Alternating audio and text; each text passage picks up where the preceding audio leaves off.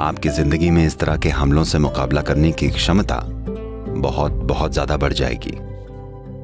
आपको पानी का बहुत ज्यादा ख्याल रखना चाहिए क्योंकि ये आप में 72% है। अगर आप ऐसा करते हैं तो आप देखेंगे कि आपकी आधी हेल्थ प्रॉब्लम्स कम से कम 50% 6 हफ्तों में दूर हो जाएंगी।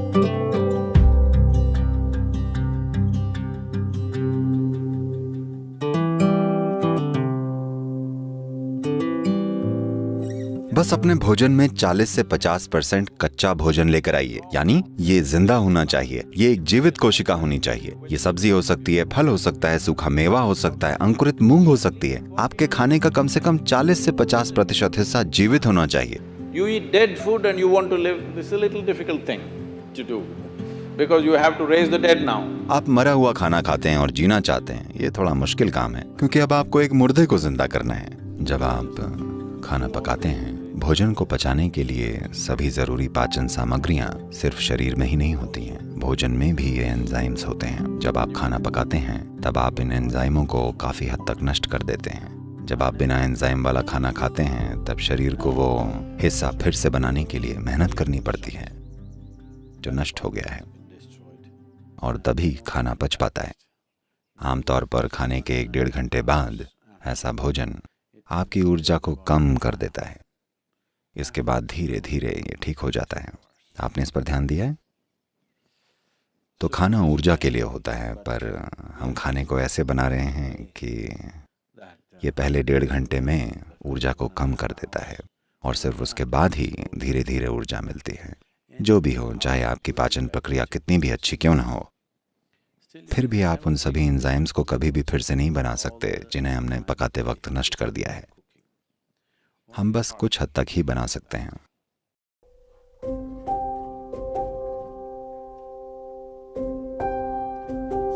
एक सरल काम ये हो सकता है कि आप बस नहा लें। हमेशा सोने से पहले स्नान कर लीजिए, इससे बहुत फर्क पड़ेगा। ऐसे मौसम में शायद ठंडे पानी से नहाना मुश्किल हो तो आप गुनगुने पानी से नहा लीजिए। रात में गर्म पानी से मत नहाइए, गुनगुने पानी से नहाइए। ये आपको सचेत बना देता है। तो आपको लगेगा अरे मुझे नींद नहीं आएगी। कोई फर्क नहीं पड़ता, आप 15-20 मिनट या आधे घंटे बाद सोएंगे, लेकिन आप अच्छे से सोएंगे क्योंकि इससे कुछ चीजें दूर हो जाएंगी। जब आप नहाते हैं तब आप सिर्फ त्वचा की गंदगी ही नहीं हटा रहे होते हैं। आपने गौर किया है, अगर आप बड़ी टेंशन या चिंता में हो या चाहे जो हो, आप बस नहाकर बाहर निकलें और ऐसा लगता है जैसे आपके सिर से एक बोझ हट गया है। क्या आपने इस पर ध्यान नहीं दिया है? तो बात सिर्फ त्वचा को धोने की नहीं है। जब आपके शरीर पर पानी बहता है तब बहुत सारी चीजें होती हैं। नहाना एक बड़ी ही प्राथमिक भूत शुद्धि है क्योंकि आपके शरीर का 70% से ज्यादा हिस्सा असल में पानी है। अगर आप इसके ऊपर पानी डालें तो एक तरह का शुद्धिकरण होता है जो कि त्वचा की सफाई से कहीं ज्यादा है।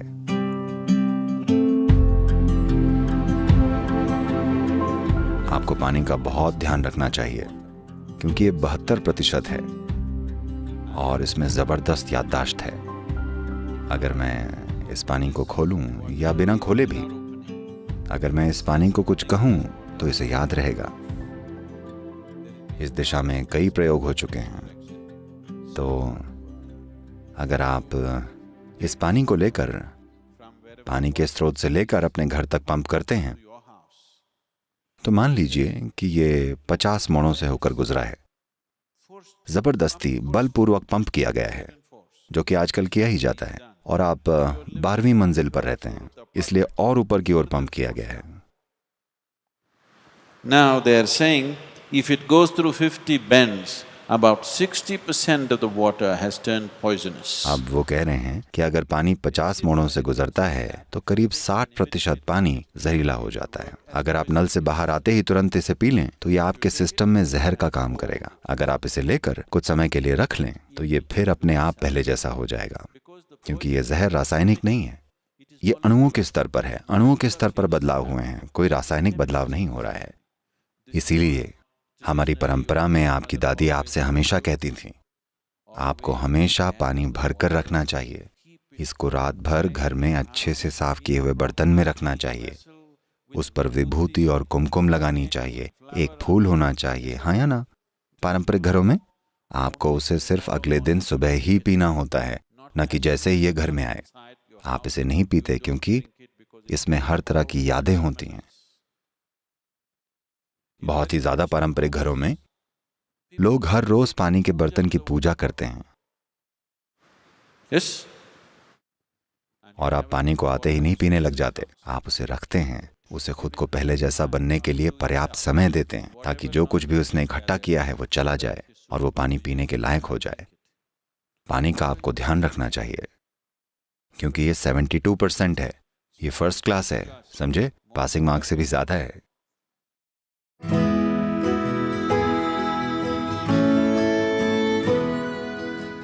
खाली पेट और भूख दो अलग अलग चीजें हैं।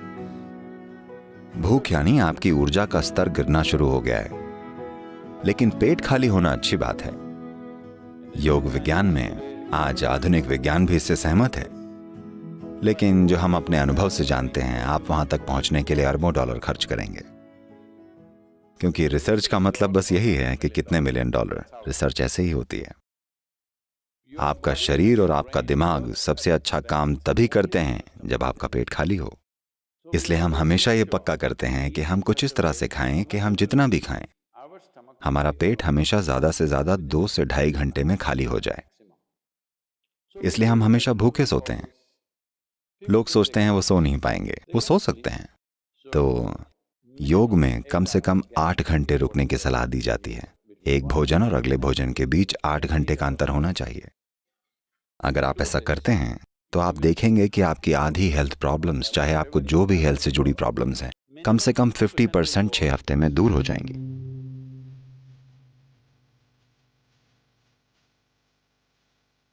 ज्यादातर लोग उनका मिट्टी से संबंध केवल मरने के बाद बढ़ा पाते हैं, लेकिन यह बहुत जरूरी है कि आप जीते जी मिट्टी के साथ संबंध विकसित करें। मैं तो कहूंगा कि खासकर अब जबकि ये वायरस फैला हुआ है। यकीन मानिएगा, आप में से जो लोग किसी भी तरह मिट्टी से जुड़े हुए हैं, Here we call this Prithvi Prema Seva.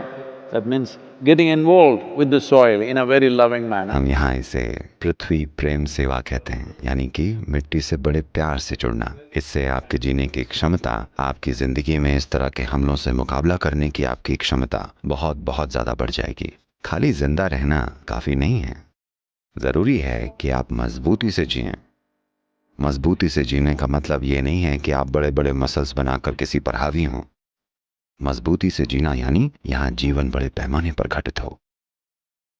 इसके लिए आपको एक ऐसा शरीर चाहिए जो पूरी धरती को अपना ही एक हिस्सा माने, जो कि ये है। तो ये बहुत ज़रूरी है कि आप ऐसा करें। आप सभी जो यहाँ ईशा योग केंद्र में हैं, हम आपके लिए कुछ प्रक्रियाएं स्थापित करेंगे ताकि कम से कम 3 दिन में एक बार आप सभी के हाथ और पैर मिट्टी में हों। बहुत ज़रूरी है। और आप लोग जहां भी हैं, अगर आपके पास एक छोटा सा बगीचा है या आप वॉलंटियर बनकर किसी और के बगीचे में काम कीजिए, यकीन मानिए, हाँ, उन्हें मुफ्त का मजदूर मिलेगा, लेकिन ये मत सोचिएगा कि उन्हें ज्यादा फायदा है। आप बहुत ज्यादा फायदे में हैं, क्योंकि अगर आप मिट्टी से जुड़े होंगे तो आप पर इसका जबरदस्त असर होगा। आपके भौतिक शरीर के काम करने का तरीका बदल जाएगा। अपने हाथ मिट्टी में डालिए, ये बहुत महत्वपूर्ण है। नहीं तो आप में से जो लोग बहुत ज्यादा ही अमीर हैं पर काम करते हुए दिखना नहीं चाहते, क्योंकि इससे आपकी अमीरी की इमेज बिगड़ जाएगी, आप मिट्टी से स्नान कर सकते हैं। हाँ, ये भी एक तरीका है।